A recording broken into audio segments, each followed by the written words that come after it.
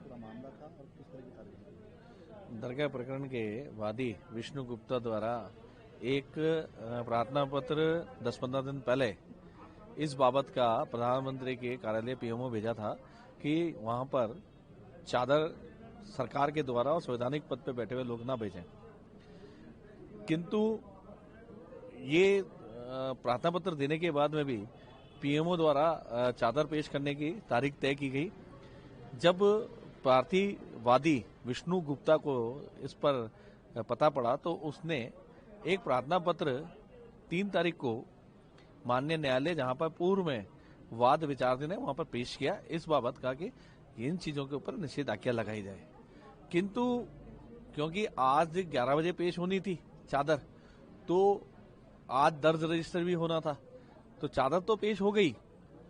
पर भविष्य में क्योंकि हमारी जो प्रेयर है उसमें वादी की जो प्रेयर है उसमें उसने कहा कि जब तक उपरोक्त न्यायालय के अंदर प्रकरण का निस्तारण नहीं हो जाता तब तक संवैधानिक पद के ऊपर बैठे हुए व्यक्ति द्वारा किसी प्रकार की कोई भी कार्रवाई इस बाबत नहीं की जानी चाहिए। इससे दूसरे पक्ष के अंदर वैमनस्यता की भावना पैदा होती है और न्यायालय के ऊपर भी दबाव सा एक होता है कि जब सरकार ही इस चीज को मान रही है तो फिर इसमें रह क्या गया। और सबसे बड़ी बात है, केंद्र की 2 एजेंसियां अल्पसंख्यक विभाग वे एएसआई,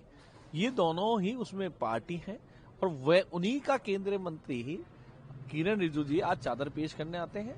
इस कारण से क्योंकि संवैधानिक पद पर है वह सभी के ही हैं, क्योंकि जब संवैधानिक पद पे बैठ जाता है व्यक्ति तो वह किसी धर्म और जात का नहीं, वह सभी का हो जाता है। तो इस वजह से कि एक मैसेज दूसरे पक्ष के पास में इस प्रकार का नहीं जाए जिससे उसे लगे कि तराजू का जो वजन है एक तरफ ही ज्यादा जा रहा है और उसे अपने आप को असहज सा और असुरक्षित सा महसूस करे और किसी प्रकार की कोई व्यवस्था न फैले। इसी को लेकर उनके द्वारा प्रार्थना पत्र प्रस्तुत किया गया, जिस पर माननीय न्यायालय द्वारा संपूर्ण देखने के बाद आगामी दिनांक जो 24/1/2025 है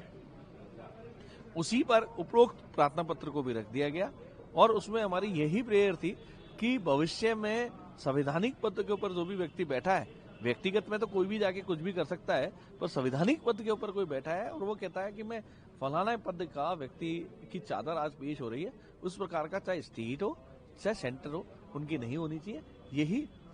वादी विष्णु गुप्ता की रिलीफ उपरोक्त प्रार्थना पत्र में ली गई है। आगामी दिनांक इसमें 24/1/2025 दी गई है जो मूल दावे में है। योगेंद्र ओझा।